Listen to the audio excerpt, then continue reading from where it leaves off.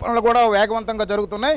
Photo ఆల్బమ్కి సంబంధించి 35 ఏళ్లుగా జరుగుతున్నటువంటి మహానాడులో చంద్రబాబు నాయుడుతో పాటు ఎన్టీ రామారావు తాలూకా ఫోటో ఎగ్జిబిషన్స్ ప్రజల్లో చైతన్యం ఏ రకంగా తీసుకొచ్చారు, ఎక్కడెక్కడికి వెళ్ళి ఎలాంటి అభివృద్ధి కార్యక్రమాలు చేసేటువంటిది ఫోటో ఎగ్జిబిషన్ కూడా ఉంటుంది కనుక ఆ ఎగ్జిబిషన్ని ఏర్పాటులో తెలంగాణకు సంబంధించి అలాగే ఎన్టీఆర్ ఫ్యాన్స్ అసోసియేషన్ తాలూకా అధ్యక్షుడిగా శ్రీపతిరావు గారు వాళ్ళ సతీష్ కుమార్ గారు ఉన్నారు. ఆయన అడిగి తెలుసుకుందాం.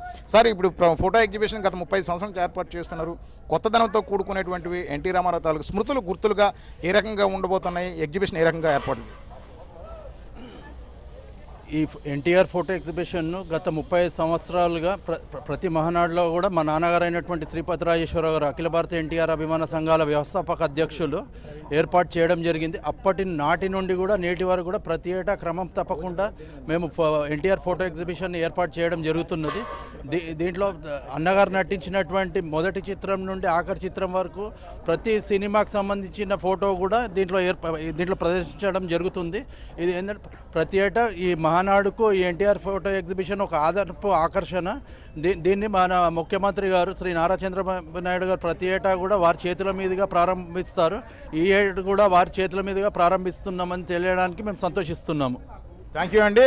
మరికొంతమంది కూడా కార్యకర్తలు అంటే లీడర్స్ ఇక్కడ ఫ్యాన్స్ ఎన్టీఆర్ తాలూకా ఫ్యాన్స్ అభిమానులు కూడా వచ్చారు. ఈ పనులంతా దగ్గరుంటూ వేగవంతం చేయించడానికి తగినటువంటి సూచనలు ఇస్తూ ఉన్నారు కనుక ఫ్యాన్స్ రేపు అంటే ఎన్టీ రామారావు తాలూకా పుట్టినరోజు కూడా ఉంది కనుక బర్త్డే సందర్భంగా ఎలాంటి చిత్రాలు ఏమైనా ఇక్కడ తెరలాంటి వెండి తెరల పైన ఏమైనా వేస్తున్నారా? ఫోటో ఆల్బమ్స్ కొత్తదనంతో వచ్చినటువంటి ఫొటోస్ ఏమైనా పెడుతున్నారు?